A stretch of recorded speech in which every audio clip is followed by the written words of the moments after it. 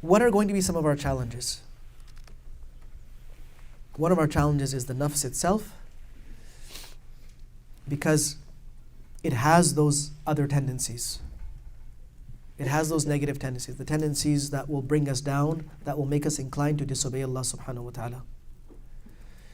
So one of our challenges is going to be our nafs, which will come in the form of our own habits, in the form of our mindset. This is a very important one, our mindset.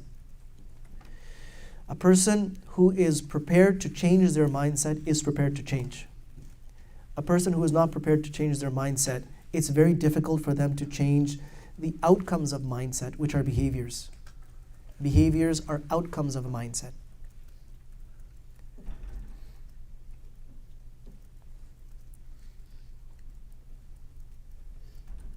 Since the time of Adam alayhi salam, prophets alayhi salatu wasalam have been working on people, helping them become better individuals, better human beings.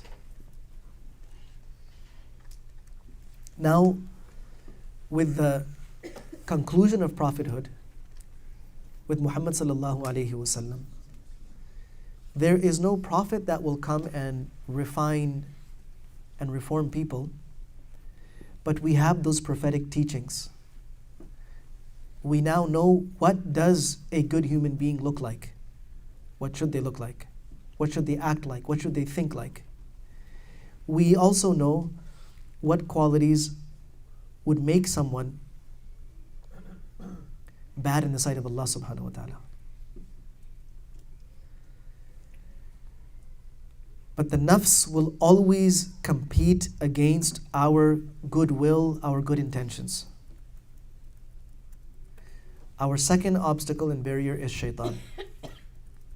Shaytaan is extremely clever. He knows us very, very well. He knows our weaknesses. And the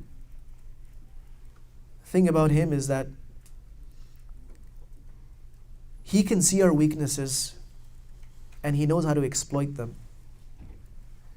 Whereas we try not to see our weaknesses. We have a tendency of hiding our weaknesses, even to ourselves. Shaitan is all about human weaknesses. And he's an expert in this. And he is on this path to try to use any opportunity, any angle, to make us slip and to lead us to our doom.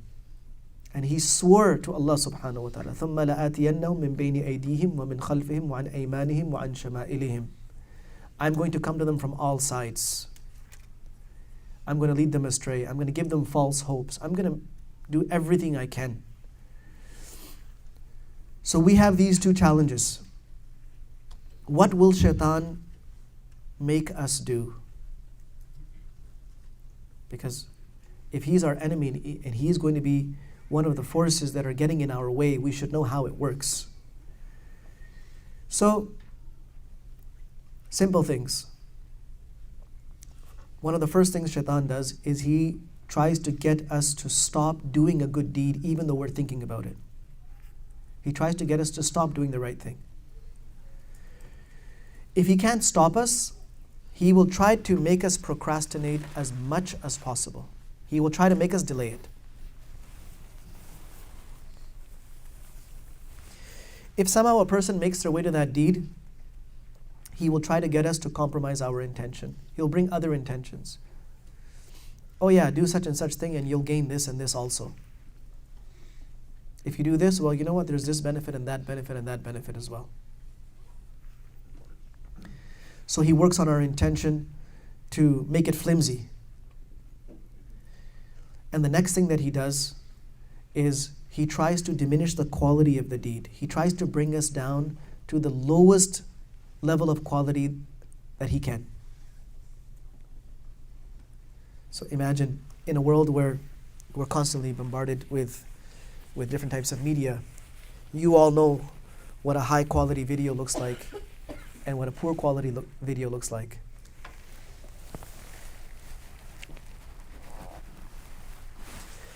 You could record something in really high definition, or you could record something with a really beat up old camera that gives you a grainy image. So the contrast between the two is obvious. One is, it's easier to look at, it's enjoyable to look at, and the other is a pain to look at. We all know the difference between good quality clothing and poor quality clothing. We know the difference between good quality household goods and very poor quality household goods. Shaitan will always try to bring us down in quality. So from that salat, like Nabi sallallahu alayhi wa sallam says in one hadith, that there are some people who walk away from salat and they have only gained half of its reward. They had access to the full reward, but they walk away with half. Some walk away with less than half.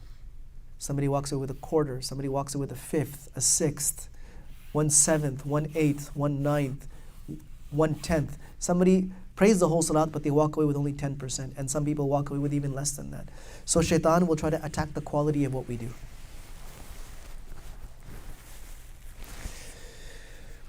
At the same time, Shaitan is pushing us towards sins. Remember, Shaitan cannot make us sin.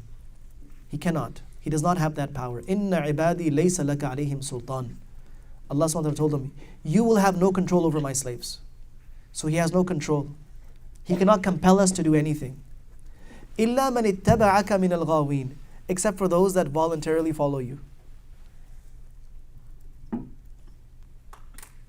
So he will try to push us towards major sins. If he can't get us to commit a major sin, he will try to get us to commit minor sins. And if he is able to get us to do a minor sin, then he'll try to get us to be consistent in those minor sins. He loves consistency. Yeah, it's a minor sin, it's okay. It's not mentioned in the list of kaba'ir. Just keep doing it, you're good. That's why sometimes when people come and ask, Sheikh, I just want to know if it's haram or not. I get really concerned. Because it doesn't have to be haram in order for it to be wrong. Haram is a technical term. Something may technically fall under haram and it may technically not fall under that strict definition of haram. It doesn't make it right. It doesn't make it okay. Definitely doesn't make it recommended. So he will aim to get us repeating those minor sins. If he can't even get us to do that, then he will engage us in acts that might not be a sin, might not even be a minor sin at that time, but it is of no use, it is of no value. There is no benefit in it. And he will get us so engaged in that, and we're, patting ourselves on the back that, yeah, that was so not haram, I'm so good in my deen. But it was of no use in my deen or in my dunya. It was of no use. It was a useless pastime. And through this, Shaitan is going to eat away at our most precious commodity, which is our time. The la ya'ni.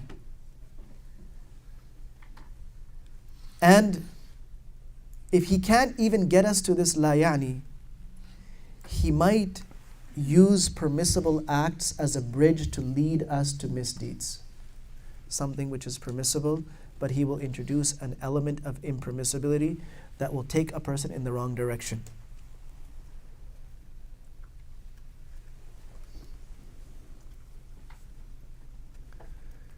And sometimes it's not deeds that Shaitan is after. He simply wants to change our intentions or wants to change our attitudes.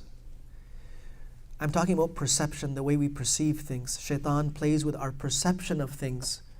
And sometimes our perception of something can either lead us to Jannah or lead us to Jahannam. Just the way we perceive something or someone.